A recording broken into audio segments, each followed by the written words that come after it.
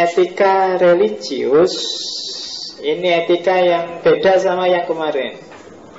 Sejak kemarin yang namanya etika itu melibatkan diri sendiri manusia, melibatkan perilaku etiknya individu per individu atau komunitas per komunitas.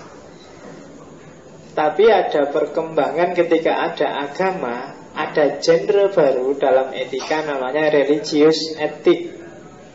Etika religius, etika agama. Semua etika kemarin yang kita jelaskan di pertemuan 1, 2, 3 itu kan basisnya budidaya manusia, akalnya manusia untuk mengejar mana perbuatan baik, mana perbuatan buruk, mana yang bermoral, mana yang enggak. Nah, malam ini ada variasi yang berbeda bahwa etik ada yang tidak pakai akal, tidak pakai rasio, tapi basisnya adalah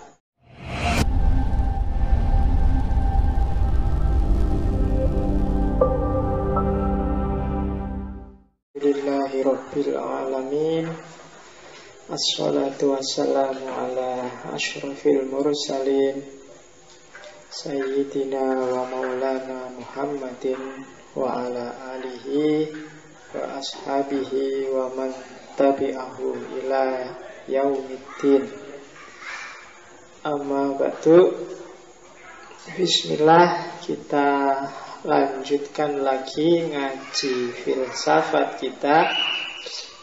Kemarin kita sudah sampai pada etika jilid ke-3 ya. Etika jilid ke-3, egoisme, altruisme, dan relativisme etik. Malam ini kita masuk ke etika bagian keempat, religius etik, filsafat akhlaknya Ghazali. Harusnya etik selesai malam ini, tapi ada beberapa teman yang usul padaku untuk memasukkan tema-tema yang ada hubungannya dengan cinta. Maka tak penuhi permintaan itu. Minggu depan kita akan membahas satu cabang lagi etika yang sangat dekat dengan cinta, biar imbang basisnya. Karena yang religius etik hari ini kita masuk ke Ghazali, itu kan miliknya orang Islam. Minggu depan kita akan ketemu dengan namanya aliran etika situasi. Basis ajarannya itu tentang cinta, dan memang lahir dari tradisi Kristen, dari teman-teman dari tradisi Kristen. Mumpung ini Natal dan Tahun Baru, jadi minggu depan kalau nggak ada halangan dan tidak libur, ya berarti kita akan ngomong itu. Kecuali kalau masih ada yang malam, malam tahun baru ya, masih sudah selesai malam tahun barunya. Ya kecuali yang masih belum bisa bangun karena kemarin baru tahun baruan. Karena ngaji ini saya nggak pernah punya planning ke depan apa, mengalir aja, berjalan aja. Kemarin ada wartawan tanya, wadaku targetnya ngaji filsafat itu apa ya? Ya nggak tahu, ya ngaji aja. Ingin menciptakan orang kayak gimana, nggak ngaji wae lah saya. Dan ya biar aja Allah yang bikin skenario-nya kayak apa. Nanti mau jadi apa. Toh bagi saya di antara pengajian malam yang saya rutin harus hadir, ngaji filsafat banyak dimudahkan untuk bisa hadir. Saya punya 2 lagi sesi malam hari, satu di Wahid Hasim, satu di Krapia. Itu sering banyak halangan, mulai hujan yang nggak bisa ditoleransi, tapi ngaji filsafat ini relatif agak lancar. Mungkin ada skenario tersendiri dari atas, makanya diikutin aja nanti arahnya mau kemana. Nggak usah dipikir jeru-jeru, semelu aja ngaji. Ya, loh, hari ini mungkin 90% harusnya libur, tapi ya itu tadi, karena saya ini tadi jam 4:30 baru nyampe rumah dari Jawa Timur, dari Mojokerto. Wis, tadi waktu Lukman lagi bagi SMS, Pak, nanti malam sesinya lo ya, nggak tak jawab nunggu situasi kondisi ini biar tengah jalan kok agak enak, jalannya lancar, ya wis nggak apa-apa. Dan akhirnya ya nyampe. Jadi ini masih agak dikit, capek dikit, tapi ya nggak apa-apa. Jalan aja capek ya berhenti, kan itu aja. Jadi nggak usah ditarget macam-macam lah, wis melaku wae. Di Jawa Timur karena kebetulan di rumah saya itu depannya ada masjid, dan masjid sedang ada pengajian besar. Jadi sama bapakku disuruh pulang karena dianggapnya yang bisa ngopeni pengajian itu saya. Yang diundang kebetulan kiai yang sedang naik daun, Kiai Haji Anwar Zahid. Ya. Jadi kemarin terpaksa saya harus pulang karena jadi panitia yang harus suaranya saya gerok, yang harus ngopeni Anwar Zahid. Jadi mulai jadi MC, itu tadi. Terus sekarang baru nyampe sini. Lumayan, sekali-sekali mungkin didatangkan ke sini penting Anwar Zahid. Nggak mahal kok ternyata. Lebih mahal kalau kamu ngundang Ustadz Maulana. Ya, kalau ngundang Ustadz Maulana sekalian harus TV-TV-nya harus ikut, jadi terus jatuhnya mahal. Tapi kalau Anwar Zahid itu hanya harus biaya untuk beliau aja. Yang lain ya, sekali-sekali bawa ke sini. Paradigmanya jauh. Kalau Jogjanan itu kan cenderung harus agak berat, harus ada materi-materi khusus. Tapi agama versi kalau bahasa Qur'annya Basyirun, yang bikin orang gembira, itu bagi saya Anwar Zahid luar biasa. Bukan agama yang Nadhirun, yang ngancam-ngancam, yang bikin orang susah, bikin orang stres. Tapi agama yang kalau diomongkan orangnya jadi seneng, jadi gembira luar biasa. Itu bagi saya sekali-sekali penting. Dan gak harus mengkerut anunya, jadi ya biasa aja seneng ya. Jadi sekali-sekali itulah, atau cari orang yang tipenya seperti itu, biar wajahnya Islam itu gak kelihatan serius terus, ya santai aja. Apalagi agama, filsafat aja bisa dibikin santai gitu. Jadi ya, makanya cari alternatif acara yang untuk bawa Islam itu gembira. Islam itu nggak selalu isinya marah-marah dan serius, dogmatik. Tapi makanya agama itu kan selalu ada kata-kata Basyirun wa nadhirun. Adanya agama itu pertama-tama untuk bikin kita gembira. Cuma gembira ini biar nggak kebablasan, terus ada batas. Dan batas itulah nadhirun, peringatan. Ya seneng-seneng, cuma ini batasnya ya ini. Dan itulah agama. Cuma sekarang kan kebalik. Agama itu pertama-tama serius dan batas, sehingga bikin orang seolah-olah agama itu penjara yang mengekang kebebasanmu. Maka paradigma agama perlu dibalik. Coba kok ya harus gitu agama. Dan pengajian kemarin luar biasa pesertanya, tidak muat. Besarnya selapangan sepak bola 2 kali lipat, itu penuh luar biasa. Dan isinya orang ketawa-ketawa sampai jam 11 malam. Itu jagoannya Anwar Zahid. Jadi suaraku masih serak sekarang ngobrol sama Anwar Zahid sampai jam 11 malam.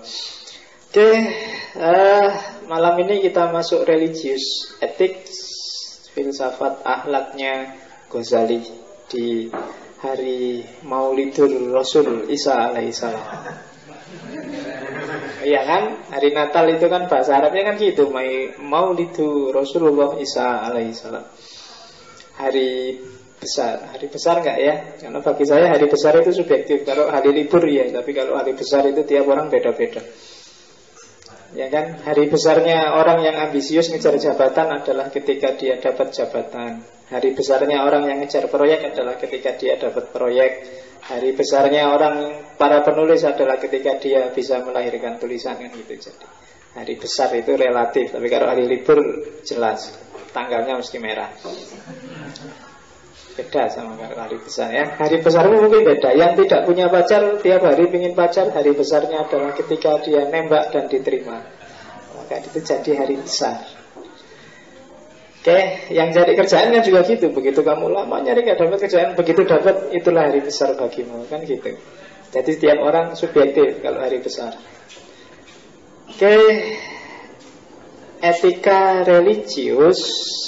Ini etika yang beda sama yang kemarin. Sejak kemarin yang namanya etika itu melibatkan diri sendiri manusia, melibatkan perilaku etiknya, individu per individu atau komunitas per komunitas. Tapi ada perkembangan ketika ada agama, ada genre baru dalam etika namanya religious ethic. Etika religius, etika agama.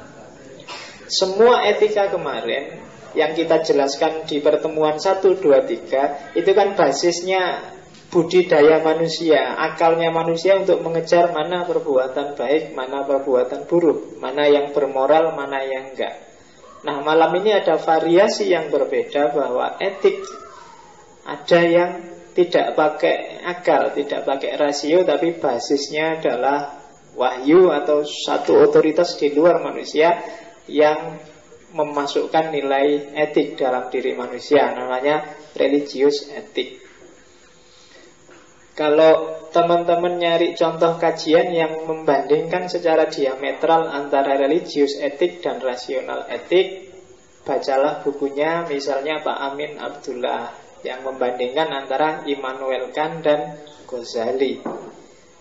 Jadi itu contoh. Jadi saya lupa, mungkin judulnya Filsafat Etika Islam antara Kant dan Ghazali, yang menerbitkan mungkin Mizan, karena sudah lama itu buku. Jadi itu komparasi antara religius etik dan rasional etik. Rasional etik itu yang kita bahas minggu lalu, fokusnya pada Immanuel Kant kita sudah, dan hari ini kita pada Ghazali. Sebenarnya dua-duanya sama-sama ngomong tentang moralitas, dan isinya kalau itu moralitas kan cenderung universal, jadi sama. Yang beda adalah instrumen dari moralitas itu. Kalau kemarin-kemarin orang disebut bermoral atau tidak bermoral, itu basisnya budidayanya manusia, rasionya manusia. Kemarin kan kita ngejar yang bagus mana ya? Oh, yang sesuai masyarakat, katanya kelompok konvensionalisme. Kemudian ada lagi deontologisme, ada lagi relativisme. Semua kan hasil pencarian akal. Nah, kalau di etika agama, kalau mau cari mana yang bermoral, mana yang tidak, carilah pada dogmatika agama. Karena agama diyakini berasal dari kekuatan luar biasa, dari luar dirinya manusia. Biasanya religius etik ini mengkritik rasional etik sebagai etika yang relatif. Bisa ya, bisa enggak. Relatif itu kan di sini etik, di sana enggak. Di sana etik, di sini enggak. Menurut komunitas A etik, komunitas B enggak. Nah, ini yang dikritik oleh religius etik. Kalau manusia yang disuruh bikin etika, pasti sifatnya kontekstual. Karena manusia itu terbatas dan kontekstual. Maka jangan manusia yang tidak terbatas dan tidak kontekstual, ketemunya terus Tuhan. Jadilah religius etik. Isinya mungkin saja sama-sama mana yang utama, mana yang tidak utama, mana yang karimah, mana yang mazmumah. Isinya sebenarnya sama, kayak pencarian manusia, cuma sumbernya berbeda. Kritiknya religius etik pada rasional etik, akal itu mungkin bisa tahu mana baik, mana buruk.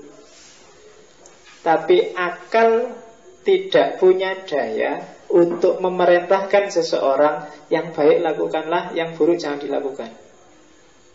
Untuk bisa melakukan harus ada kekuatan dari luar manusia. Kalau di situ saya sebut kewibawaan, yang bisa memaksa.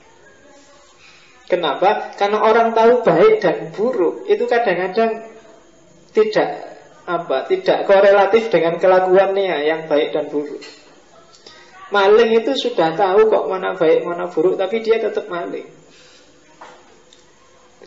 Koruptor itu kalau kamu tanya, kamu wawancarai, mesti dia ngerti kalau korupsi itu jelek. Tapi kan dia ngeyel dengan akalnya juga, loh yang kayak gini gak korupsi, yang kayak gini harus pokoknya ngeyel. Dan korupsi jahat dia tahu, tapi tetap saja dia korupsi. Kenapa? Karena dirinya sendiri.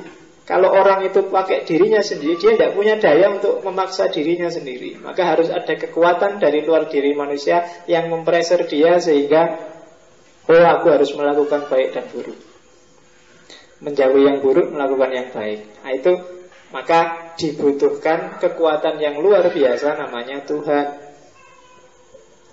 Kalau di Immanuel Kant yang deontologis kan Tuhan itu tidak ada di luar manusia, tapi Tuhan itu hanya implikasi logis dari rasional etik. Jadi kalau di Immanuel Kant itu bahasa kasarnya kan gini, orang harus bermoral. Kenapa harus bermoral? Karena dunia harus tertib. Tanpa moralitas dunia kacau balau. Untuk bisa dijamin bermoral, antara lain harus ada Tuhan. Kenapa harus ada Tuhan? Karena besok setelah mati, orang baik harus dapat balasan baik, yang jelek harus dapat balasan jelek. Kenapa harus nunggu mati? Karena terbukti di dunia ini orang baik tidak selalu nasibnya baik, orang jelek tidak selalu nasibnya jelek. Koruptor korupsi sekian miliar, di penjara sekian tahun, tapi penjaranya kan kayak hotel. Kemudian hartanya yang dirampas paling nggak ada 1/10-nya, jadi dia masih tetap bisa senang-senang sampai mati. Kamu kan merasa nggak adil.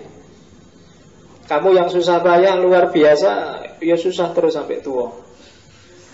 Sudah jujur, sudah tekun, sudah sabar, sudah tawakal, dan hasilnya sama, susah. Nah, itu makanya katanya Immanuel kan harus ada hidup sesudah mati dan harus ada Tuhan. Gunanya Tuhan apa? Loh, kalau besok ada yang baik dibalas baik, yang jelek dibalas jelek, Tuhan ini ketua panitianya. Dia yang ngurusi besok setelah mati itu, jadi Tuhan yang ngopeni, siapa yang baik, tak kasih balasan baiknya. Dan ini harus Tuhan, karena kalau manusia juga nggak mungkin manusia objeknya. Nah, itu kan namanya implikasi logis saja. Tapi kalau di religius etik enggak, ya Tuhan ya memang ada. Dialah yang memerintahkan mana yang baik, mana yang buruk.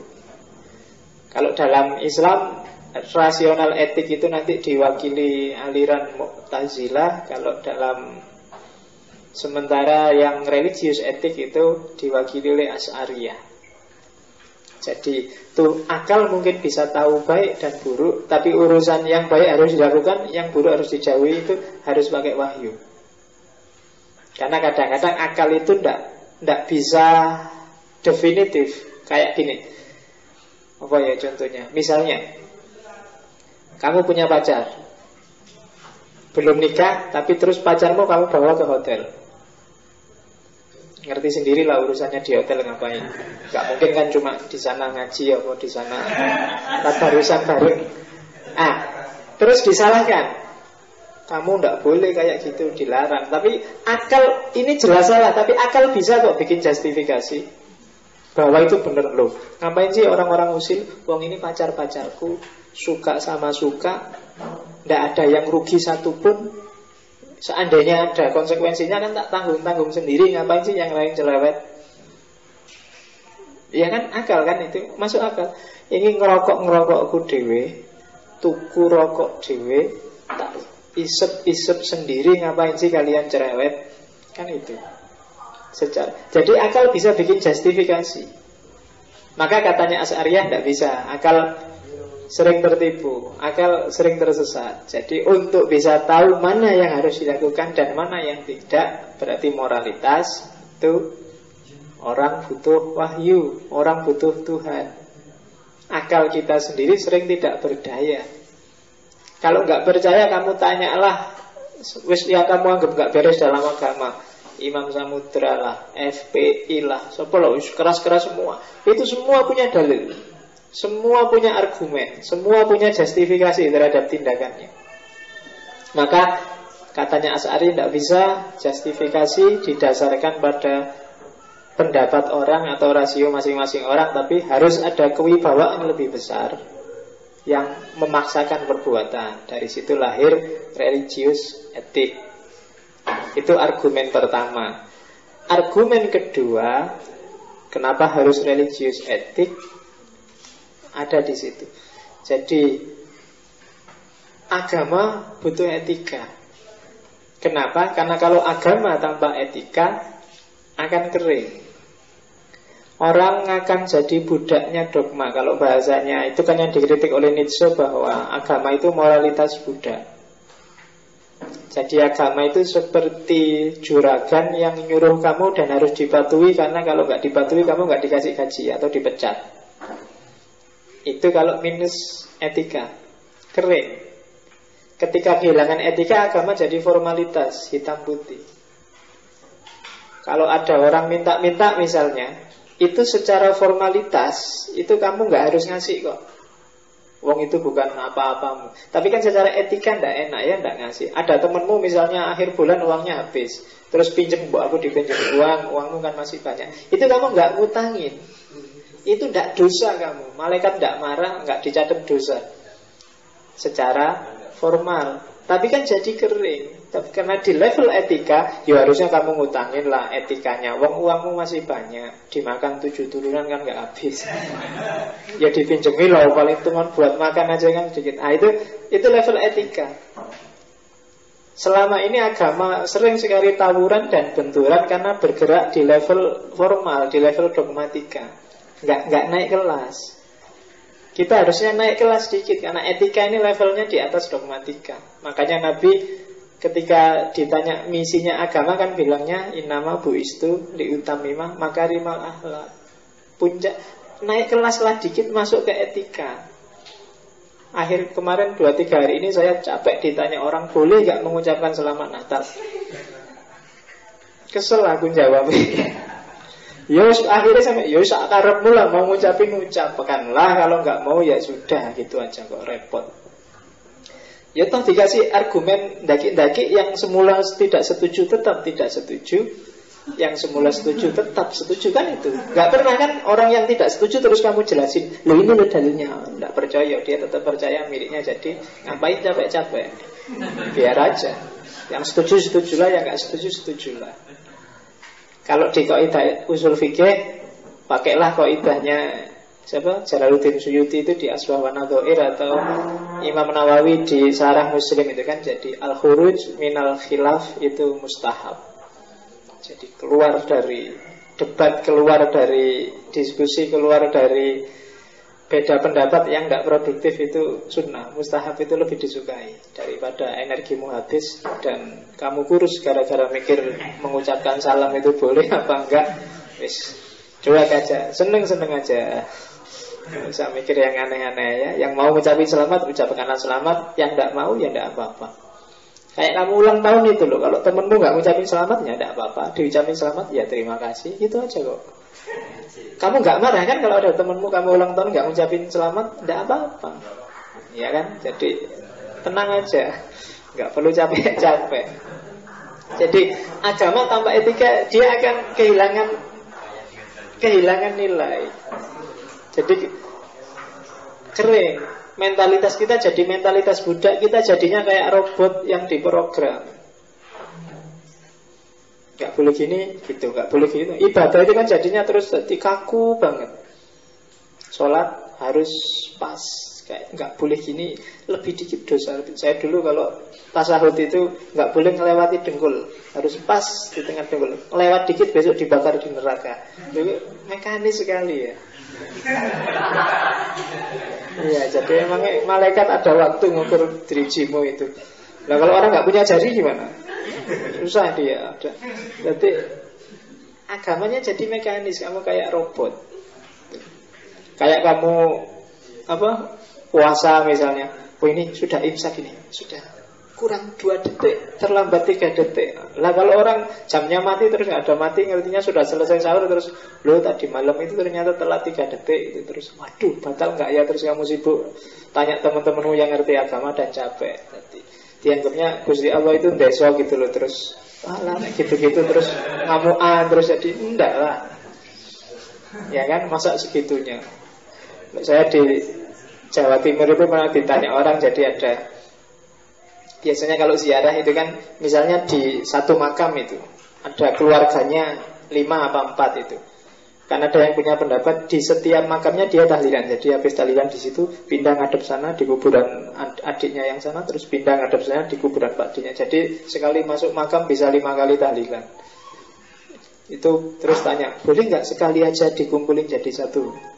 Ya pikirannya kok aneh lah, emangnya Allah itu sendeso itu, terus kalau nggak ngadep satu-satu sampai dari rumah aja juga boleh kok, nggak harus ke makam. Karena fungsinya ke makam itu kan zikrul maut, bukan tahlilannya. Jadi ke makam itu bukan menghadap ke yang meninggal, tapi menghadap dirimu sendiri, ingatlah mati. Kan itu misi besarnya. Cuma kan orang terus jadinya matematika gitu loh. Kalau punya saudara 5 yang meninggal di satu kuburan, ya tahlilannya 5 kali kan gitu. Kalau punya saudara 11 kali, kasihan anak cucunya nanti tahlilannya jadi banyak. Jadi bisa di kuburan sampai sore itu, mulai pagi sampai sore. Iya. Nah, formalitas kayak gini kehilangan nilai, kehilangan etika. Orang jadi kayak robot. Mentalitasnya mentalitas budak kalau bahasanya Nietzsche. Tidak kreatif. Sebaliknya, etika yang tanpa agama, dia kehilangan makna.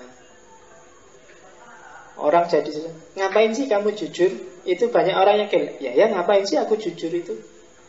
Mau jujur terus-terusan juga kalah terus, dihapusi. Ketika saya jujur, yang lain gak jujur terus celaka terus. Dia nanti misalnya yang lain ikut ujian pegawai negeri nggak jujur dan lolos dari pegawai negeri, aku nggak jujur nggak lolos. Akhirnya aku tiap hari maki-maki, dosaku gara-gara caci maki. Dia yang sudah lolos hidupnya tentram, kemudian tobat dan masuk surga. Enak, dia bisa masuk surga, sudah jadi PNS lah. Sementara sini yang tiap hari caci maki, dosa terus banyak, akhirnya numpuk dosa nih. Nah kan, dengan logika kayak gini ya, harus ada makna kenapa kamu harus jujur. Karena kalau cuma disandarkan pada rasio, disandarkan pada makna-makna artifisial yang dibikin sendiri, itu sering kamu terjebak. Maka butuh agama.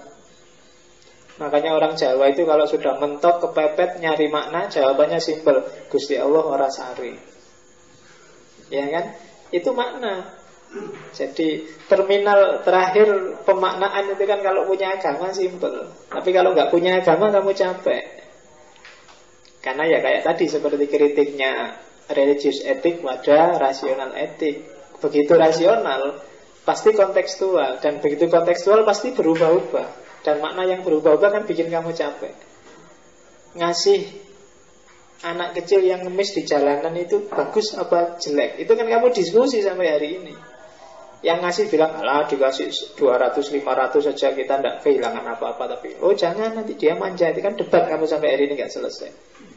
Itu kan makna lokal, makna kontekstual. Yang kedua, selain makna juga pendorong. Agama itu luar biasa loh dayanya. Jadi, etika kalau ditopang agama, itu biasanya lebih kuat.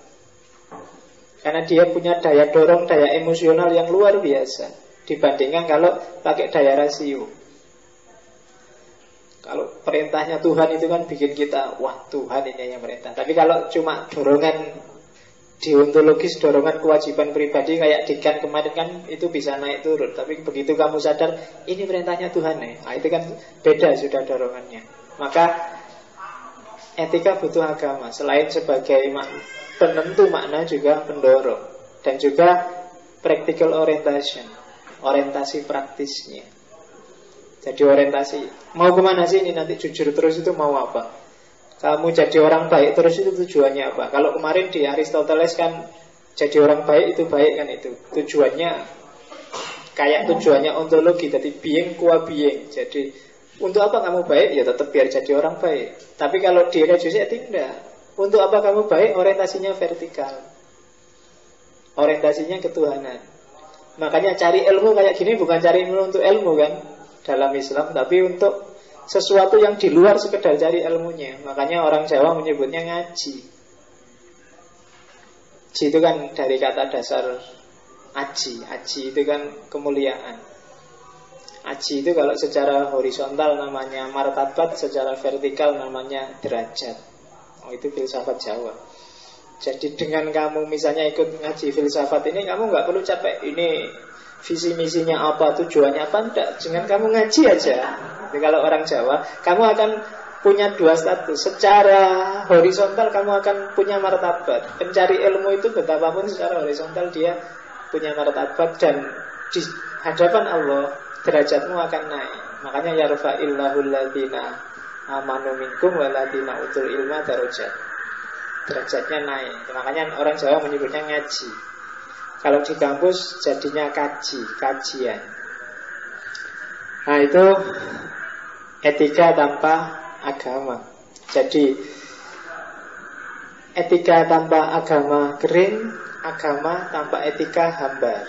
Maka perlu struktur etik yang didasarkan pada agama. Kalau dalam filsafat namanya religius etik. Ya meskipun nanti ada saja yang kritik, karena filsafat itu memang tugasnya kayak gini. Dibangun sendiri, dikritik sendiri, dibangun lagi, dikritik lagi, itulah filsafat. Jadi hari ini kita coba lihat bangunannya namanya religius etik. Hampir di semua agama punya sistem ini. Kalau secara formal dan dogmatika itu sangat jelas bedanya agama-agama.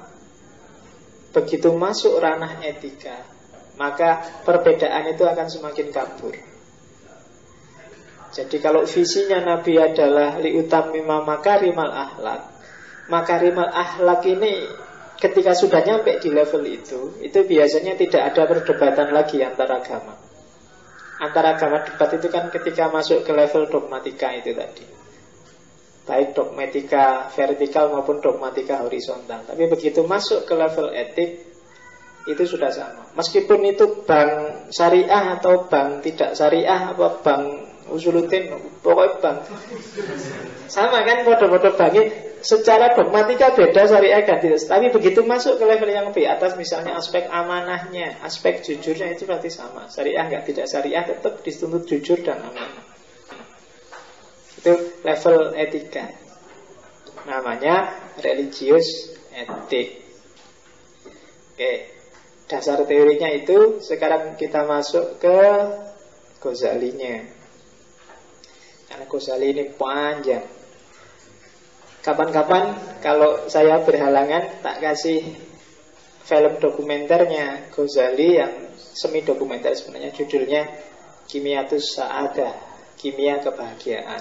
Tapi kapan, jangan khawatir terjemahannya bahasa Indonesia.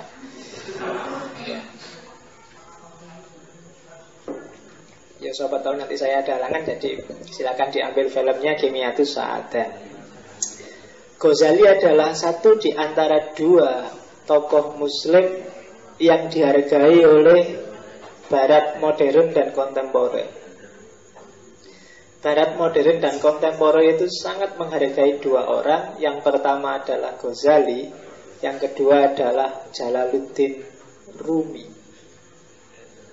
Jadi ketika banyak orang dari non-muslim jadi muslim mu'alaf, itu pengaruh dua orang ini luar biasa. Buku-bukunya tidak hanya ditulis oleh orang Islam, tapi non-muslim juga banyak. Ghazali dan Rumi, pikiran-pikirannya luar biasa. Ghazali pada zamannya, sebelum dia melakukan passing over, sebelum dia balik ke Sufi, dia passing over ke hampir semua ilmu dan hampir semua agama, termasuk filsafat, termasuk eksakta, dijelajahi semua, kemudian bermuara terakhir pada Sufi. Nanti dilihat di filmnya. Dan yang sebenarnya yang menyadarkan Ghazali itu adiknya sendiri, namanya Muhammad Al-Ghazali juga. Kalau Muhammad Al-Ghazali ini Sufi memang. Karena memang Ghazali lahir dari keluarga Sufi.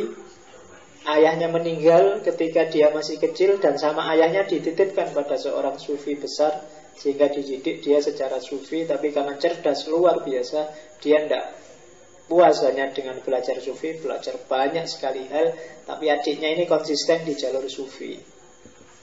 Sampai terakhir ketika dia dijadikan rektornya Nizamiyah, yang dipimpin oleh Nizamul Mulk saat itu, yang jadi gubernurnya.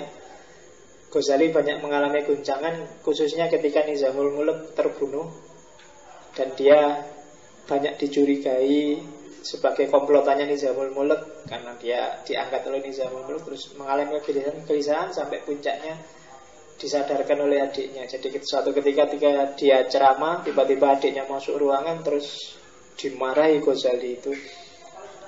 Kata-katanya agak khas, jadi dia dimarahi, dianggap, wahai batu asa, sampai kapan kau menajamkan orang lain tapi kamu sendiri gak tajam?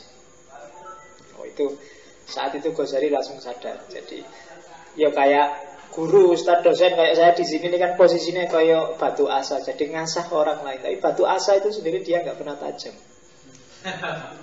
Yang tajam itu yang biasa. Jadi jangan kamu bangga lihat atau kagum lihat aku, karena ini cuma batu asa. Dan batu asa itu tugasnya bikin tajam orang, bikin kamu makin pintar, makin cerdas, tapi kadang-kadang melupakan dirinya sendiri. Jadi dia sendiri gak pernah jadi tajam. Jadi dilecehkan oleh adiknya bahwa kamu itu batu asa sebenarnya. Pintar luar biasa, bisa menajamkan, bisa bikin pintar siapapun, tapi kamu sendiri sebenarnya gak ada gunanya selain hanya ngasah itu aja. Kamu sendiri gak tajam. Terus dari situ Ghazali sadar, terus melakukan konversi dari dunia ilmu lahir masuk ke dunia ilmu batin, menghilang selama beberapa tahun, meskipun nanti akhirnya kembali lagi, jadi melakukan uzlah. Dari situ nanti lahir beberapa masterpiece-nya dalam dunia sufi, termasuk 3 kitab besar itu. Yang pertama Kimiyatus Sa'adah, yang kedua Ihya Ulumuddin, dan yang ketiga Mizanul A'mal. Kalau Kimiyatus Sa'adah itu dasar metafisikanya sebelum ngomong tentang akhlak yang praktis dalam Ihya Ulumuddin. Kalau Ihya Ulumuddin itu agak panjang lebar, kalau Mizanul A'mal itu agak ringkas, tegas, jelas. Ada sebenarnya banyak, selain Mizanul A'mal saya masukkan itu. Misalnya Bidayatul Hidayah, itu kan agak praktis, agak ringkas. Tapi panjang lebar teorinya ada di Ihya Ulumuddin, dan dasar metafisikanya ada di Kimiyatus Sa'adah. Itu untuk akhlak saja, di luar puluhan karyanya yang lain yang berpengaruh. Jadi nanti yang bikin skripsi tentang filsafat akhlaknya Ghazali, paling enggak harus baca 3 kitab itu, Kimiyatus Sa'adah, Ihya Ulumuddin, dan Mizanul A'mal. Kimiyatus Sa'adah untuk dasar-dasar metafisikanya, Ihya Ulumuddin untuk teorinya, Mizanul A'mal untuk praksisnya. Jadi yang satu, kalau yang satu dasarnya, yang satu etikanya, yang paling bawah moralnya. Kalau pakai bahasa filsafat etika, namanya filsafat akhlak. Oke. Tak ambil yang pointers besarnya, yang detail kecilnya silakan dibaca sendiri. Alhamdulillah kan kalau Ghazali terjemahannya banyak kalau di Indonesia. Kebetulan dia memang Asy'arian dan tasawuf. Islam yang masuk Indonesia kan Islam gaya-gaya Ghazali. Dan dia jadi tokoh besar kalau di sini. Oke, kita lihat apa yang ada di pikiran Ghazali tentang akhlak. Akhlak, katanya Ghazali, punya kata dasar yang sama dengan kholaq, ciptaan. Jadi kholaqo, kan? Cuma ada beda antara kholaq dengan khuluq. Kalau kholaq, ciptaan, itu sifatnya eksternal, lahir, dan ijbari. Kalau khuluq, akhlak, itu sifatnya internal, batin, dan ikhtiari. Kholaq, ciptaan, maksudnya sosok kita ini sifatnya ijbari. Ijbari itu kita tidak bisa milih. Ya kalau bisa milih mungkin kita semua ingin jadi orang cakep. Tapi kan enggak, wis ditakdirke wis ngono kuwi ya piye meneh. Itu ijbari. Jadi, dan tidak ada benar salah dalam kholaq. Jadi nggak ada baik buruk sebenarnya dalam kholaq. Semua ciptaan itu hak prerogatifnya Allah, dan kita nggak bisa nawar. Jadi kamu nggak perlu merasa bersalah dan berdosa kalau wajahmu jelek, kalau fisikmu nggak bagus. Kalau itu sudah takdir, diterima aja, karena sifatnya ijbari. Jangan sedih kalau ada orang, kenapa ya kok rambutku keriting gini kan, bagus tuh. Nggak apa-apa, itu ijbari kok. Dan kamu juga jangan melecehkan orang di level ini. Jangan menjelek-jelekkan orang di level ini. Dasar kamu sudah gendut, pendek, keriting. Nah misalnya, enggak, itu sudah dari sononya. Jadi sifatnya eksternal, ciptaan Allah. Yang ikhtiari itu batinnya. Makanya sakit lahir itu tidak dosa, tidak ada dosanya. Kamu punya sakit perut, kamu mencret, kamu sakit jantung, itu kan nggak apa-apa, tidak dosa, malah ngurangi dosa. Tapi beda dengan khuluq. Kalau khuluq itu internal, ikhtiari. Ya, dan kenapa sih kok dosa? Karena biasanya penyakit batin itu nggak cuma membahayakan orang yang punya penyakit, lingkungan sekelilingnya juga bahaya gara-gara penyakit batinnya ini. Kalau kamu hasad, kalau kamu iri pada orang lain, itu kan biasanya ada manifestasi yang menyusahkan orang yang kamu iri. Kalau kamu pemarah itu kan implikasinya orang lain yang jadi korbannya kemarahanmu. Nah, makanya kalau di sini ada dosa, ada baik buruk, ada pas tidak pas, ada kontekstual dan tidak kontekstual, itu khuluq, akhlak. Tapi tidak khuluq. Kamu tidak salah, tidak dosa, dan tidak bisa disalahkan kalau khuluqmu jelek. Tapi kamu harus siap disalahkan orang kalau khuluqmu jelek, kalau akhlakmu jelek. Jadi kamu boleh jadi orang jelek tapi harus tetap sopan misalnya. Nah, karena jelek itu terpaksa, kalau sopan pilihan. Gitu loh. Jadi kan orang bagus itu gitu, meskipun fisiknya jelek tapi kan batinnya cantik. Kan itu yang biasanya orang bilang.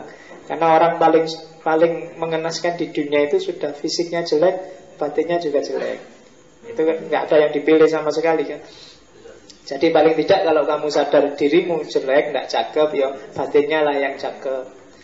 Syukur-syukur wajahnya cakep juga batinnya cakep. Kan itu yang dicari. Khuluqnya bagus, khuluqnya juga bagus. Makanya orang selalu bilang kalau nyari pasangan, pertama-tama carilah khuluqnya, akhlaknya, dimensi batinnya. Jadi ini hiburan yang luar biasa bagi kamu yang merasa jelek. Ya kan memang gitu, kamu bisa nawar. Jadi alhamdulillah ya kita dikasih nggak jelek-jelek amat lah yo.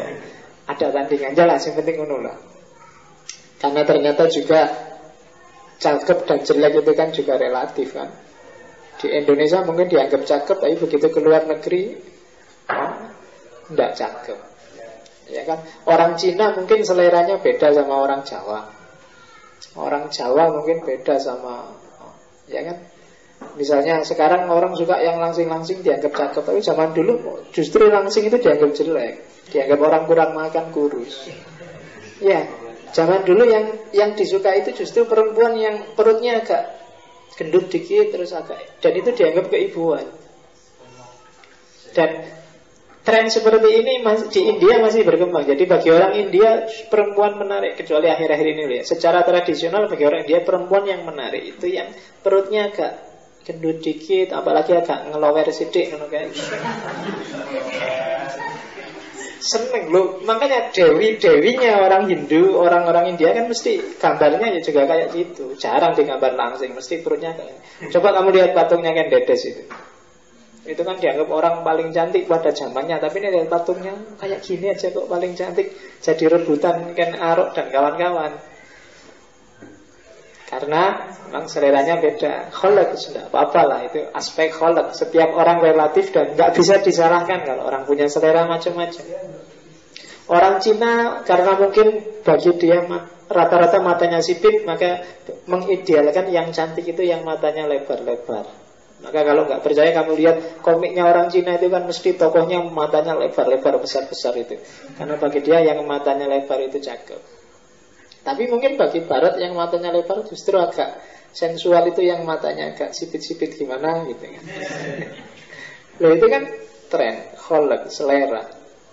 Seperti orang Afrika yang justru merindukan perempuan yang berbibir tebal dan hitam.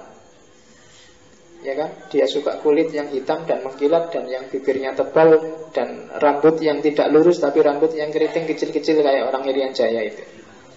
Dia suka. Selera. Jadi tidak apa-apa kalau kamu perempuan cantik itu perempuan yang kulitnya putih, rambutnya panjang, lurus, kemudian itu kan versi bule kan. Versi Indonesia beda, versi Afrika beda lagi. Itu selera. Dan Indonesia itu agak lumayan. Jadi agak tengah-tengah semuanya. Kulit juga putih juga enggak, hitam juga enggak, tengah-tengah. Mata juga terlalu sipit juga enggak, terlalu lebar juga enggak. Wajah juga cakep juga enggak, jelek juga enggak. Pokoknya pas lah apa-apa nih.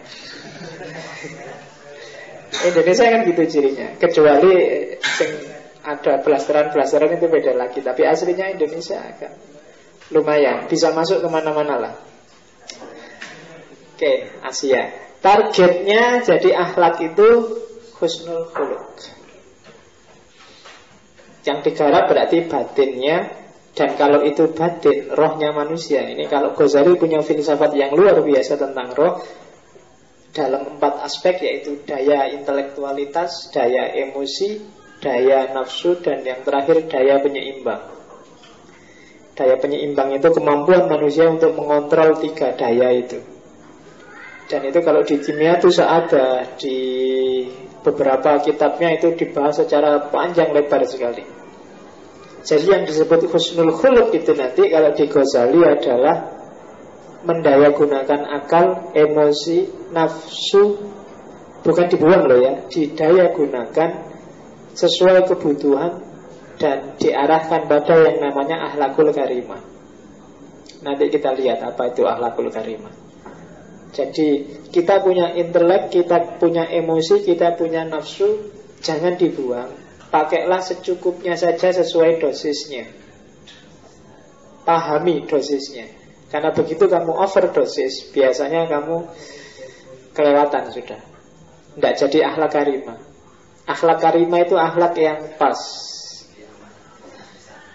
Jadi husnul khuluq itu berarti orang yang inteleknya hidup, emosinya juga hidup, nafsunya juga hidup.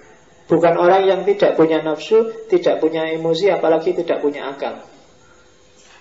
Jadi seorang berakhlakul karimah itu berarti orang yang manusia sejati. Jadi manusia yang benar-benar manusia. Dia memanfaatkan semua fasilitas yang diberikan oleh Tuhan, yaitu akal, emosi, dan nafsu. Tiga-tiganya didialogkan oleh daya ketiga namanya daya penyeimbang. Macam-macam itu nanti daya penyeimbang termasuk agama kalau di Ghazali. Jalannya gimana untuk bisa mendayagunakan intelek, nafsu atau akal itu ya ada orang luar biasa, ada orang-orang tertentu yang khusus yang memang dikasih oleh Allah, dianugerahi oleh Allah, tapi sebagian besar kita sebenarnya harus berusaha sendiri.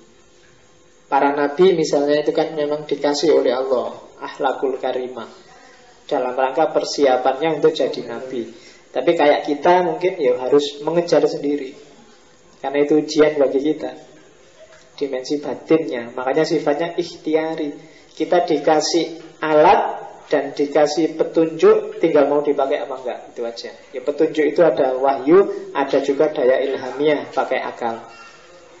Alatnya dikasih, targetnya ditunjukkan, petanya diberikan, tinggal kita mau ngambil yang mana.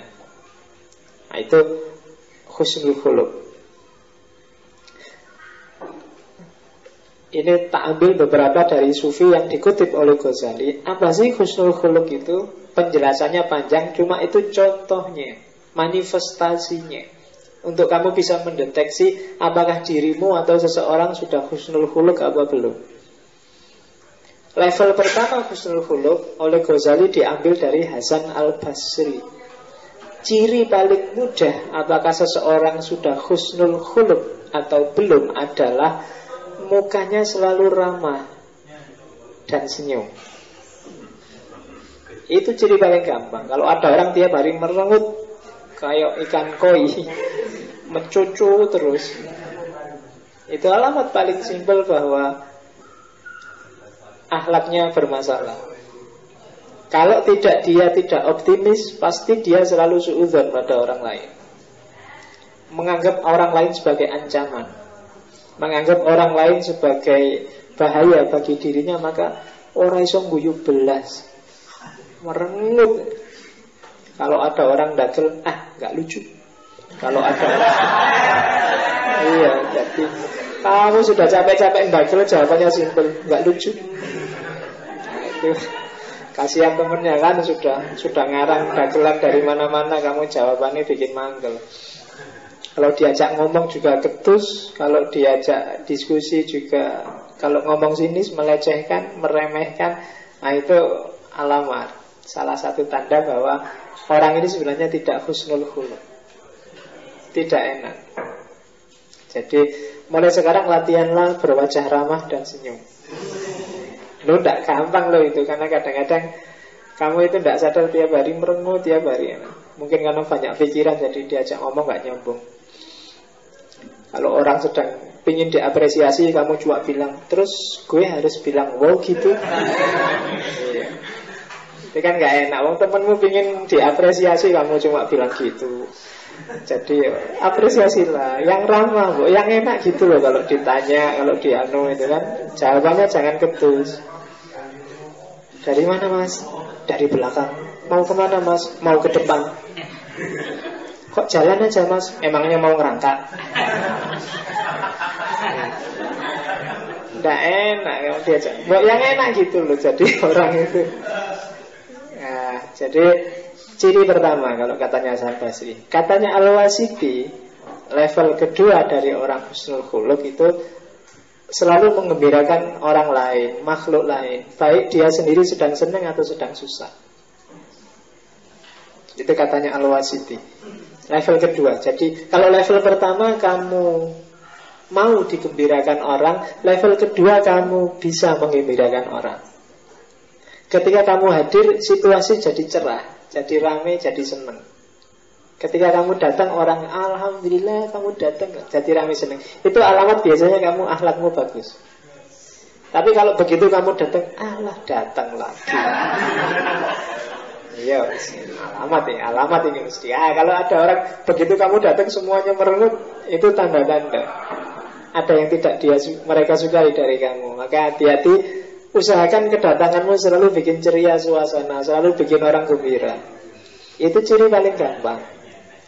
Oke, naik kelas dari situ ada pendapatnya Abu Usman. Nah ini sudah ke dalam lagi. Kalau tadi kan artifisial aspek fisiknya, kelihatan dari luarnya. Ini lebih ke dalam lagi. Orang husnul khuluq adalah orang yang tidak pernah mengeluh. Orang yang selalu ridho, ikhlas, rela terhadap apapun ketentuannya Allah. Jadi ada saat saya pernah melakukan bikin tulisan tentang Gus Dur. Jadi argumen pro dan kontra orang yang mencaci maki Gus Dur dan yang memuji-muji Gus Dur. Di antara pujian dan cacian itu ada satu karakter dari Gus Dur yang menurut saya luar biasa. Adalah Gus Dur adalah orang yang tidak pernah mengeluh apapun situasinya. Ada orang mencaci maki, ada orang marah-marah, dia nggak pernah. Aku kok nggak pernah. Jadi dia selalu menanggapi sesuatu, merespon sesuatu dengan cara positif, dengan gayanya sendiri, tapi tidak pernah mengeluh. Nah, itu orang yang tidak pernah mengeluh sebenarnya salah satu ciri bahwa sebenarnya dia berada dalam domain namanya husnul khuluq. Orang yang selalu ridho, selalu ikhlas, selalu rela apapun ketentuannya Allah. Kamu dikasih apapun, difasilitasi apapun, diperlakukan seperti apapun oleh Allah, kamu rela dan tidak mengeluh. Nah, itu husnul khuluq. Meskipun kuliahmu jungkir balik, nilai E-nya lebih banyak daripada nilai saya terima, tidak apa-apa, memang gara-gara aku sendiri sih, nggak pernah ngeluh. Meskipun sampai semester 14, jangankan pacar, kamu deket aja sama majelis nggak pernah. Nggak apa-apa, nggak usah mengeluh. Ya saya tahu diri lah, nggak apa-apa. Pacar bukan segalanya. Gitu loh. Nggak pernah ngeluh. Meskipun secara ekonomi kamu pontang-panting, tiap kali tengah bulan kamu harus setiap kali jadi. Karena saya di Facebook ada yang posting bahwa dompetku mungkin terbuat dari bawang merah. Karena setiap kali tak ambil, tak buka, aku langsung berbesmili.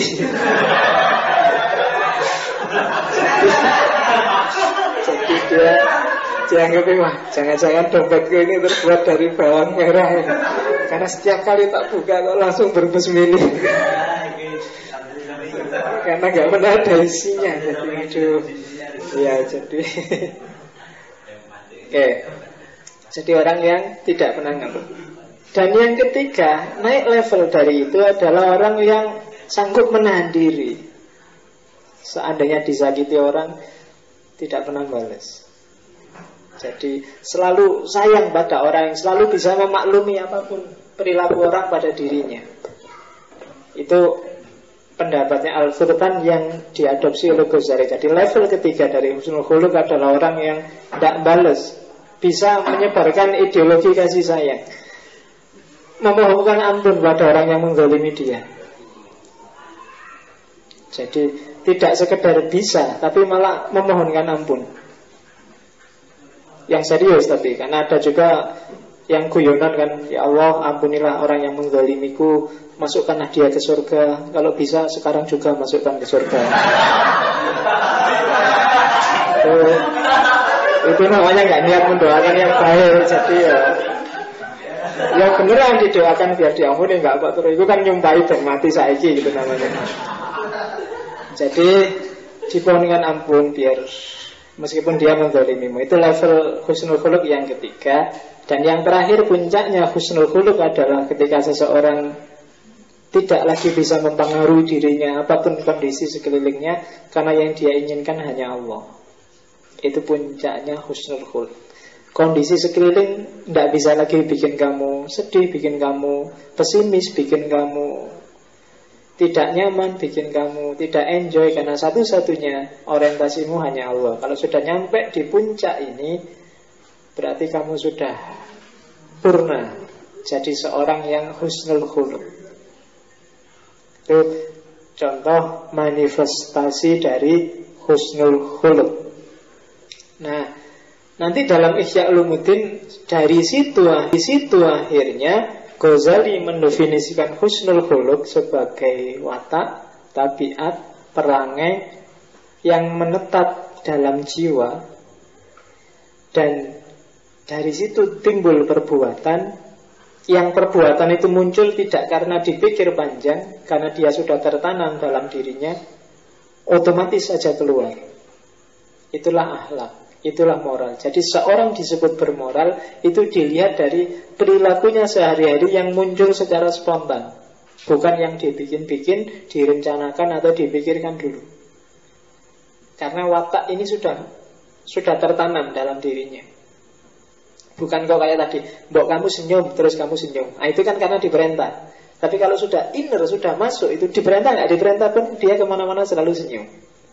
Kenapa? Karena dia watak sudah menetap kuat dalam jiwa, sudah tertanam dalam diri. Itu akhlak.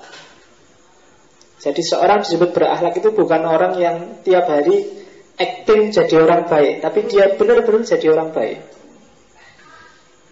Kan banyak orang yang cuma acting jadi orang baik, acting jadi orang yang dizolimi, acting jadi, kan selama ini acting. Kamu lihat di TV itu kan semua acting. Nah, jadi orang bermoral itu bukan orang yang berakting, tapi benar-benar bermoral. Kalau acting itu kan nggak mesti aslinya. Deddy Mizwar acting dia suka sama sosis. Kamu berani jamin nggak Deddy Mizwar itu memang suka sama sosis? Kan enggak. Itu kan namanya acting. Seolah-olah dia tiap hari sosis, tapi sebenarnya enggak. Maka akhlak itu tabiat. Kalau tabiat itu sifatnya natural, alami, melalui proses panjang dan tertanam dalam dirimu. Tanpa harus disuruh kamu sudah murah senyum, tanpa harus disuruh kamu jadi pemaaf, tanpa harus disuruh kamu jadi orang yang menyenangkan. Itulah akhlak, itulah moral. Jadi ini penjelasannya aja. Akhlak itu bukan makrifah, tidak sekedar pengetahuan, juga bukan tidak sekedar takdir, kudrat dari Allah, juga tidak sekedar kamu lihat dari perilakunya, tapi akhlak adalah kondisi jiwa, kondisi batin. Jadi ada orang yang tiap hari acting, itu bukan akhlak. Ada misalnya pelawak itu kalau di panggung lucu luar biasa, tapi begitu di rumah dia bengis luar biasa. Itu berarti lucunya cuma acting. Ada orang yang tidak jadi pelawak tapi tiap hari ngobrol sama temenmu lucu sekali. Itu berarti wataknya, tabiatnya memang lucu, meskipun nggak ada yang bayar. Nah, itu namanya akhlak, tabiat. Pemarah itu kan tabiat. Jadi disuruh nggak disuruh kelihatan kalau dia pemarah. Murah senyum, itu kan disuruh nggak disuruh dia selalu senyum. Bukan ketawa loh ya. Bedakan murah senyum dengan murah ketawa. Kalau murah ketawa itu tidak ada apa-apa yang lucu, ketawa. Nah, itu rada tidak beres itu berarti. Jadi hakikatnya akhlak berarti tabiat. watak yang tertanam, yang keluarnya secara otomatis. Jadi responnya otomatis, tidak karena dipikir. Misalnya ini mau ketemu dosennya, ini harus begitu ketemu nanti saya mau salam, tak cium tangannya, kemudian tak puji-puji dia, biar enggak nilaiku apik. Itu kan tidak spontan namanya, sudah direncanakan sebelumnya. Wah, nanti ketemu dia di kelas, nanti biar enak, begitu ketemu pulpenku tak jatuhkan, terus tak deketin dia. Itu kan dirancang, tidak spontan. Jadi kalau ada yang kayak gini berarti itu bukan tabiat, bukan akhlak, tapi manipulasi direncana sebelumnya. Maka akhlak adalah tabiat. Syaratnya dua akhlak itu, dia harus stabil dan spontan.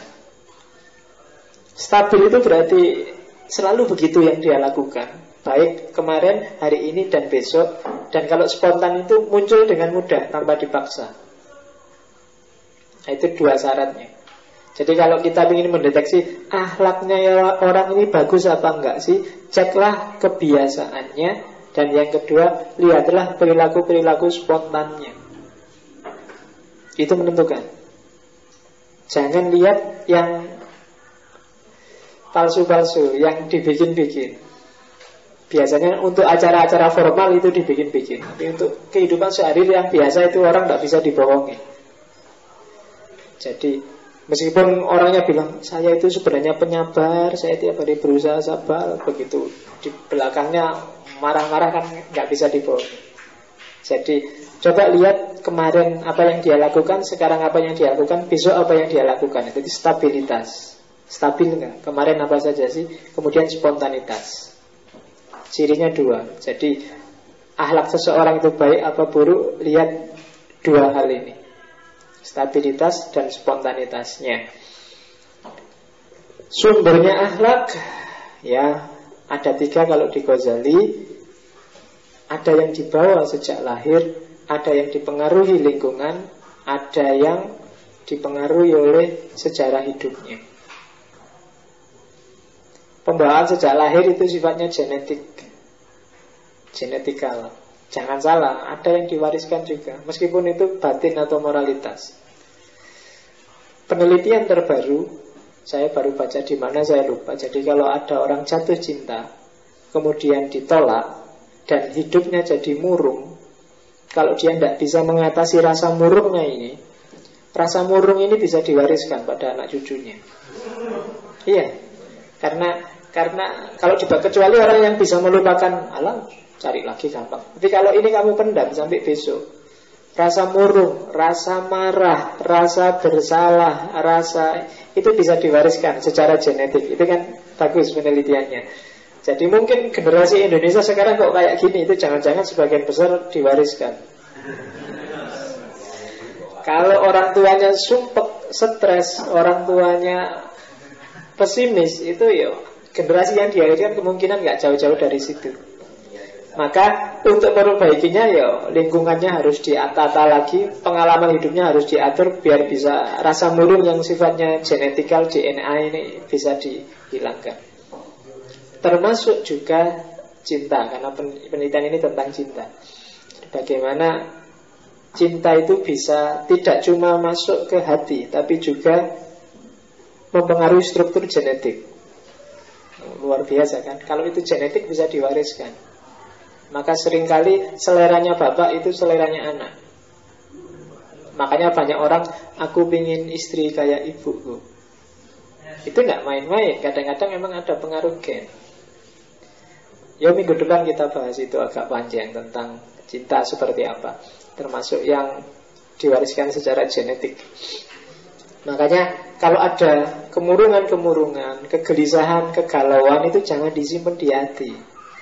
Apalagi kamu nikmati lama dan akhirnya masuk ke bawah sadar.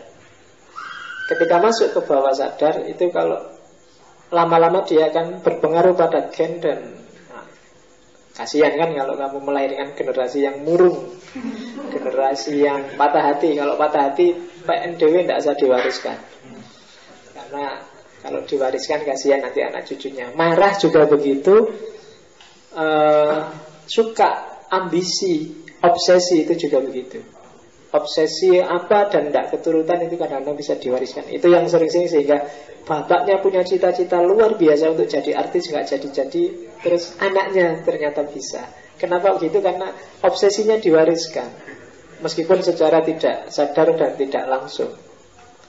Oke, next time kita bahas itu. Jenisnya akhlak ada 3. Ada namanya khair, ada namanya ma'ruf, ada namanya adab.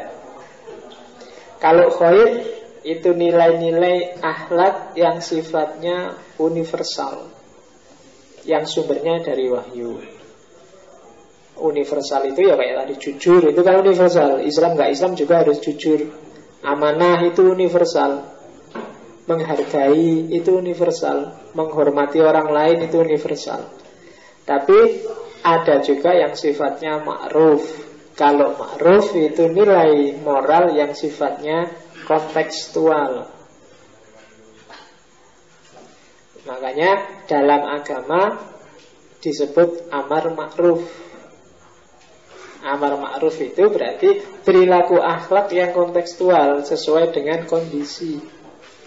Kenapa yang disuruh perintah amar ma'ruf? Karena yang khair itu sudah tegas, benar salahnya nggak perlu dibahas. Yang harus diperintahkan, diingatkan terus-menerus itu yang ma'ruf, yang sesuai kondisi, sesuai ajaran Islam, sesuai budaya, sesuai kondisi masyarakat. Jadi kalau ada bilang amar ma'ruf nahi mungkar, itu berarti perintahkan kebaikan yang sifatnya ma'ruf, yang sifatnya kontekstual. Bukan kebaikan-kebaikan yang sudah jelas universal, dan juga bukan kebaikan-kebaikan dogmatis yang diperselisihkan. Jadi amar ma'ruf itu sumbernya budaya. Yang baik menurut orang Islam Indonesia kayak gimana sih? Itu amar kan, perintahkan. Yang baik menurut Jogja gimana sih? Itu amar ma'ruf secara bahasa. Dan jenis yang ketiga, kalau ini bukan lagi etika tapi sudah etiket, namanya adab. Kalau adab itu perilaku moralitas individual, fisikal. Jadi fisik. Jadi menghormati orang tua itu khair. Kemudian menghargai orang tua yang sudah pikun, yang sudah itu ma'ruf sesuai kondisi. Misalnya kalau di Jogja itu orang tua masih kerja juga tidak apa-apa, itu masih termasuk konteks menghormati, menghargai. Kan banyak orang sudah tua, sudah ibu-ibu sepuh-sepuh itu masih kerja di pasar. Kalau di luar sudah nggak boleh, sudah keluar dari range yang untuk produktif umur, dia harus cuma dilayani, nggak boleh kerja lagi, sudah harus pensiun. Tapi kalau di Jawa nggak apa-apa disuruh kerja. Wong memang di sini masih jenis ma'ruf yang kayak gitu. Zaman saya dulu S1 di Kerapiak, kalau subuh itu mesti papasan sama nenek-nenek yang jalan dari Bantul sampai Beringharjo tiap hari, sambil bawa semacam bangkelan dagangan, entah isinya apa, dan jangan itu pasti itu. Kalau zaman saya Ramadan, kalau cari sahur keluar mesti ketemu simbah-simbah ini. Dan bagi orang Jawa ya etis-etis saja, itu masih ma'ruf. Yang tidak ma'ruf itu mungkin yang sudah agak sadis, misalnya pada orang tuanya, atau tega pada orang tuanya, dan seterusnya. Nah, itu ma'ruf. Kalau adab itu sudah perilaku fisik, etika individual. Jadi menghargai cium tangan itu adab. Kalau jalan menunduk itu adab. Itu etika individual. 4 kekuatan akhlak, saya nggak perlu jelaskan satu-satu ya, karena biasa lah ini, kamu sudah sering ketemu. Ada nafsu, tak loncati sampai di sini aja. Nafsu ini yang penting. Nanti kamu belajar sendiri, balik sendiri. Jadi tak tambahi satu di sini. Jadi akhlakul karimah, kalau di Ghazali itu gabungan antara hikmah, syaja'ah, afwah, dan adil. Hikmah itu adalah apa? Kuwatul hikmah, akal yang plus adil plus Ghadab plus syahwah, tapi semuanya yang terukur. Di dalam diri manusia ada kuah ghadab, kuah syahwah, kuah hikmah, dan kuah adl. Kombinasi 4 ini nanti melahirkan namanya akhlakul karimah. Jadi kuatul ghadab itu nafsu, ambisi, keinginan, cita-cita. Itu kuatul ghadab, kemarahan, bahasa literalnya. Orang punya daya ini nggak apa-apa, cuma kemarahan harus diimbangi dengan adil. Ketika kemarahan diimbangi dengan adil, itu nanti melahirkan syaja'ah, keberanian, semangat. Nah, kebalikannya, kalau ghadab nafsu amarah ini tidak ada adilnya, yang lahir bukan syaja'ah tapi tahawwar. Tahawwar itu kecerobohan, terburu nafsu, obsesi yang tidak terkontrol ketika tidak ada adil. Semuanya harus diimbangi oleh adil.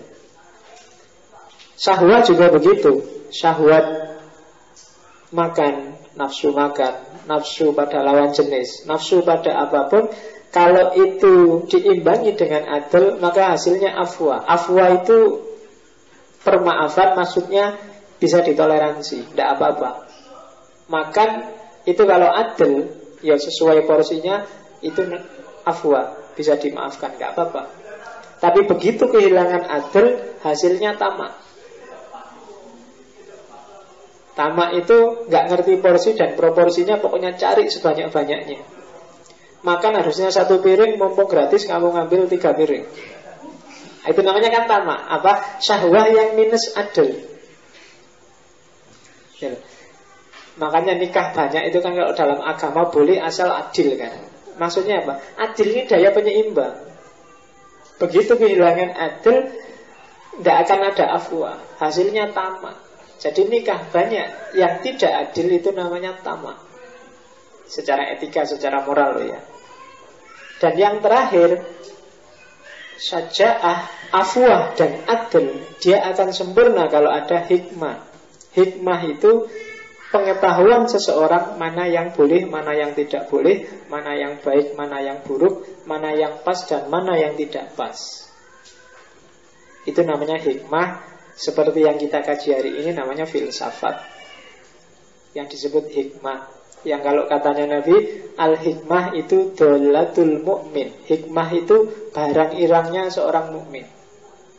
Dimanapun ada hikmah, ambil. Wong itu milik kita yang kemarin hilang.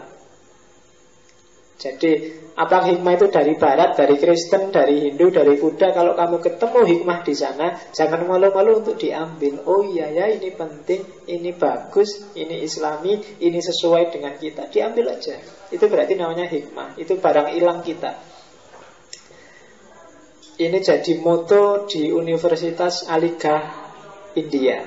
Itu nanti di gerbangnya depan ada tulisan besar sekali, Al-Hikmatu Dholatul Mu'min.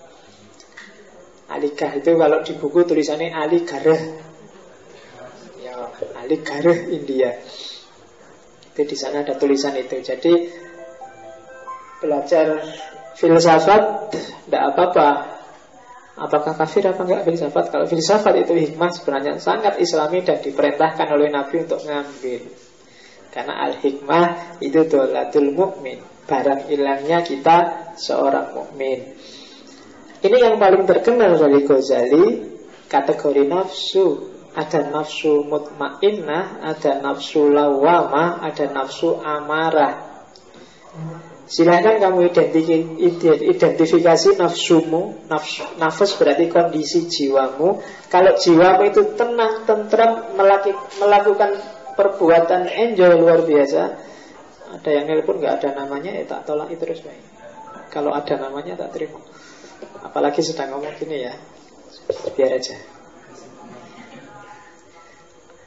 Kayak laki-laki nunggu panggilan.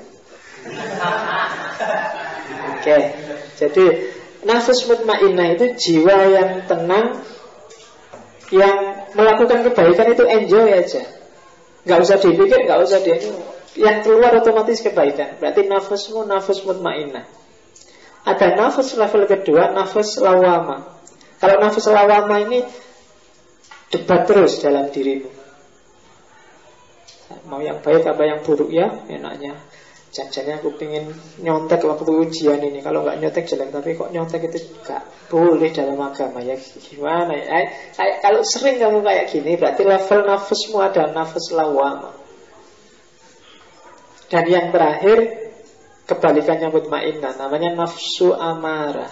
Nafsu yang kalau yang di mutmainnah itu lancar sekali melakukan yang baik, kebalikannya di nafsu amarah itu kamu lancar sekali melakukan yang jelek-jelek. Enak aja melakukan yang jelek-jelek. Kalau nafas mutmainnah itu begitu buka internet ada gambar saru-saru, astagfirullah langsung ditutup. Itu nafas mutmainnah. Tapi nafas lawamah itu ada gambar, ini gambar ini ditutup nggak ya? Kok eman ya mau ditutup. Tapi kalau nggak ditutup gimana? Nah itu namanya nafas lawamah. Kalau nafsu amarah itu berarti ada gambar, ini gambar harus segera di-download itu. Nah itu namanya nafsu amarah. Terus gampang-gampang ini kuno lah kalau kamu susah membedakan. Jadi kalau cepat-cepat ditutup berarti kamu masih mutmainnah. Kalau masih mikirnya panjang sekali sambil dilirik-lirik ini ditutup apa enggak ya, ditutup apa enggak, itu masih lawamah. Tapi kalau kamu, ini harus di-download, yang lain ada nggak, linknya kamu kejar terus, ya itu namanya nafsu amarah. Cirinya gitu, biar cepet. Kalau ini standar lah, kamu pasti ngerti, namanya tazkiyatun nafs, pembersihan diri lewat latihan, jihadun nafs dan seterusnya. Next time kalau ada sesi tasawuf kita perpanjang ini. Jadi intinya tazkiyatun nafs itu tirakat. Kalau dalam bahasa Jawa, membersihkan diri itu perlu latihan. Tirakat itu kamu melatih dirimu. Meskipun uangmu banyak, kamu melatih dirimu seolah-olah kamu gak punya uang jadi ngirit. Meskipun kamu boleh tidak sholat malam, tapi kamu latih dirimu untuk rajin sholat malam. Meskipun kamu boleh tidak sedekah, tapi kamu latih dirimu untuk tidak terikat oleh dunia, dan kamu coba sedekah, itu namanya tirakat. Beli mobil bisa kok saya misalnya, tapi menurut saya tirakat dulu lah, nggak usah kesusu, wong nggak terlalu urgent. Itu kalau dalam bahasa Jawa namanya tirakat. Yang kayak gini ini kalau bagi orang Jawa akhirnya adalah kemuliaan. Kenapa? Kamu akan merasakan sangat banyak hasilnya dengan tirakat, latihan. Karena secara logika hanya orang yang puasa yang menikmati indahnya berbuka. Yang tidak pernah puasa enggak.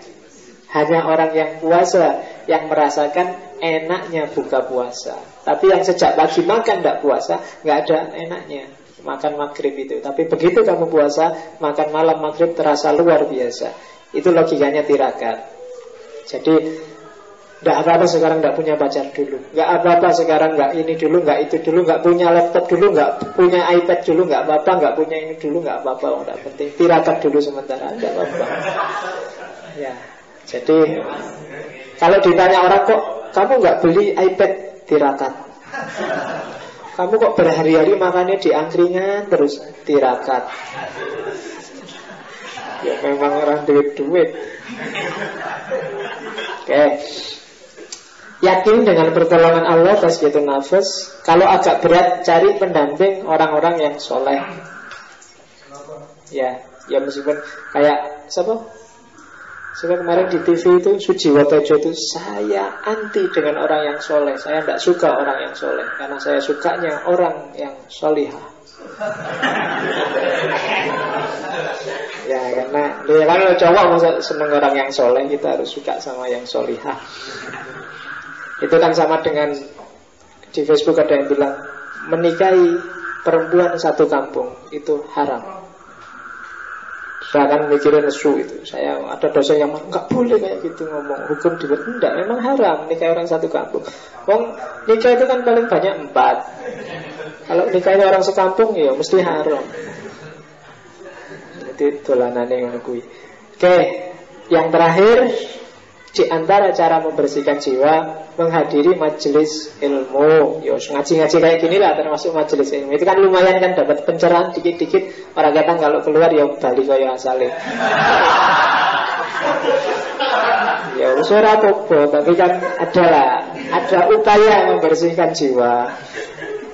Oke, Oke. Akal fungsinya apa? Kalau di Ghazali akal fungsinya mudabbir. Kalau di kimia itu ada akal itu wazir, dia menteri. Dia gubernur yang mengawasi nafsu. Nafsu itu prajurit. Tugasnya itu. Cuma untuk level yang lebih tinggi, kalau prajuritnya sudah patuh, akal sudah nggak penting lagi. Karena yang alat lebih tinggi dari akal namanya kolbu. Tapi akal berguna untuk menyetir prajuritmu yang namanya nafsu. Dengan akal lebih mudah kamu nyetir prajurit. Nggak boleh makan berlebihan loh. Itu kan pakai akal. Oh ya, secara kesehatan itu tidak bagus. Bisa malah merusak, bisa. Jangan kawin dulu, jangan melakukan seks bebas. Itu kan pakai akal bisa lebih mudah mengontrol yang gini-gini. Maka akal dialah wazir. Dia mudabbir, pengawas.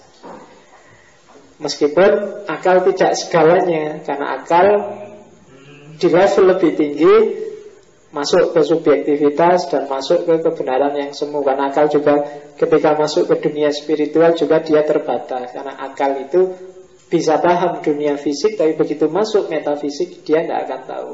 Filsafat itu kalau metafisik kan akalnya namanya spekulasi, dia tidak bisa masuk. Maka katanya Ghazali, akal penting, tapi di terminal tertentu akal tidak berdaya, maka harus ditinggal. Pakai hati. Karena justru nyawanya etika tidak di akal, adanya di hati nurani. Oke, terakhir.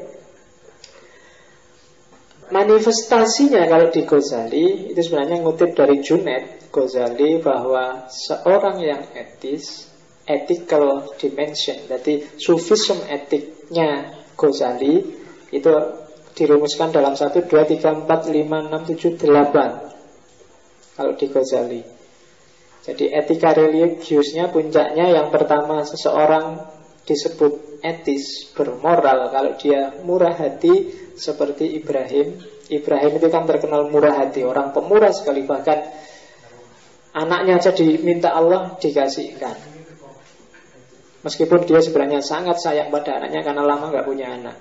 Atau dan yang kedua punya sifat ridho seperti Ismail. Jadi Ismail itu meskipun bapaknya bilang, kamu tak sembelih ya, ini perintahnya Allah, tidak apa-apa kalau yang perintahnya Allah sembelih aja, kayak gitu. Seandainya tak bayangin saya nanti malam ngimpi terus ketemu Yasir, Sir, tadi malam aku dapat wahyu, kamu harus tak antemi sekarang misalnya. Yasir kan gak terima. Karena memang Yasir secara moral masih di bawah Nabi Ismail. Oh, berarti di atas Yakub, Pak? Iya, kalau suara mopo. Oke. Yang ketiga sabar kayak Nabi Yakub. Nabi Yakub itu puluhan tahun dikasih musibah sakit, tapi dia tetap sabar, gak pernah komplain, gak pernah protes. Baunya sampai luar biasa, sampai dia diusir oleh orang di kampungnya karena sakitnya tadi, dan dia tetap sabar. Satu-satunya orang yang tahan istrinya, meskipun terakhir-terakhir istrinya mengeluh. Begitu mengeluh, Yakub agak jengkel bilang, nanti kalau aku sembuh kamu tak pukul 100 kali katanya. Tapi terus berdoa terus sembuh. Begitu sembuh Yakub bingung, wah sudah kadung janji tak pukul 100 kali, gimana ini? Akhirnya nyari sapu sodo itu yang jumlahnya 100, terus dipukul sekali, plip, nah sudah 100. Itu iya, jadi triknya begitu. Karena ya istrinya satu-satunya yang setia, karena semua penduduk desa sudah mengusir dia. Dan yang keempat, mampu berkomunikasi, komunikatif, diajak ngomong enak, menyenangkan. Itu seorang yang etis, bermoral menurut Ghazali. Contohnya Nabi Zakaria. Bahkan Nabi Zakaria itu bisa berkomunikasi meskipun hanya pakai simbol, pakai isyarat. Dalam Al-Quran kan ada itu kan, Zakaria kamu tak kasih anak, ketika dia usianya ratusan tahun, kamu nanti akan punya anak. Zakaria bingung, loh saya sudah tua ya, apa bisa punya anak? Bisa, tenang aja lah. Tandanya apa kalau kamu gak akan bisa ngomong? Beberapa hari nanti kamu gak bisa ngomong, dan ngomongnya cuma pakai simbol. Itu Nabi Zakaria. Dia punya anak namanya Nabi Yahya. Nabi Yahya ini kalau dalam Kristen namanya dikenal sebagai Yohanes Sang Pembaptis. Itu Nabi Yahya sebenarnya. Dan keistimewaan moralnya Yahya adalah dia uzlah dari dunia ramai, tidak terikat oleh dunia. Kalau dia mau, dia bisa dapat banyak sekali anugerah karena dekat dengan raja saat itu. Tapi karena rajanya dianggap mungkar karena menikahi anak tirinya sendiri, Yahya melawan, menentang rajanya, kemudian tidak dituruti, terus uzlah. Meskipun resikonya dia dikejar-kejar dan akhirnya terbunuh. Dan selanjutnya bapaknya juga Zakaria dikejar-kejar dan akhirnya terbunuh juga. Itu Zakaria dan Yahya. Nabi Zakaria konon terbunuh, jadi waktu dikejar-kejar dia masuk ke dalam pohon, tapi ketahuan terus pohonnya ditebang, jadi tubuhnya terbelah dua di dalam pohon. Itu Nabi Zakaria. Kemudian cirinya juga Musa. Musa berarti dia tidak pamer kemewahan. Musa itu kan meskipun dia anak angkatnya Raja Fir'aun, tapi dia selalu sederhana, kemana-mana pakai baju wol. Itu cirinya Musa.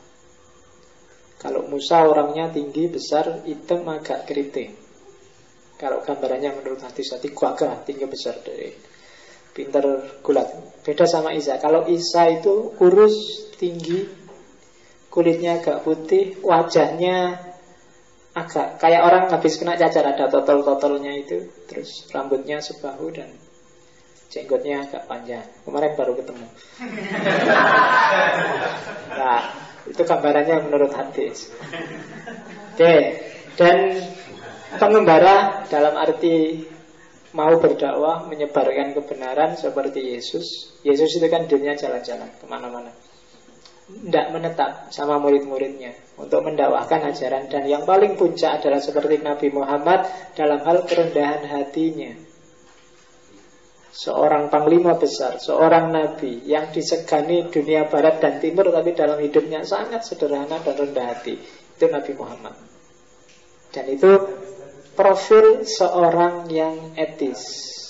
Karena Ghazali seorang sufi, maka disebut sufisme etik. Orangnya rendah hati, ridho, sabar, komunikatif, diajak ngomong enak, tidak terikat oleh dunia, sederhana dalam kesehariannya, mau menyebarkan kebenaran apapun resikonya, dan yang terakhir rendah hati. Semua itu nanti berakhir pada puncak, yaitu cinta pada Allah satu-satunya. Yang nanti kita lanjutkan tentang cinta ini minggu depan ketika membahas etika situasi dalam filsafat yang diawali sebenarnya dari tradisi Kristiani, inspirasinya. Kayak Ghazali ini kan tradisi Islam, jadi biar wawasan kita agak luas. Oke, saya kira itu ya untuk Ghazali. Ada beberapa yang tak loncati, tinggal kamu baca aja pasti paham tadi yang tak loncati. Wong itu cuma ngutip-ngutip dari kitabnya Ghazali. Ada pertanyaan? Alhamdulillah, nggak ada. Nggak apa-apa lah, wis bengi ya, kita tutup aja. Ketemu lagi insya Allah minggu depan setelah tahun baruan. Jadi malam tanggal 2 kita ketemu dengan etika situasi. Saya akhiri sekian. Wallahul muwaffiq, wallahu a'lam bissawab. Wassalamualaikum warahmatullahi wabarakatuh.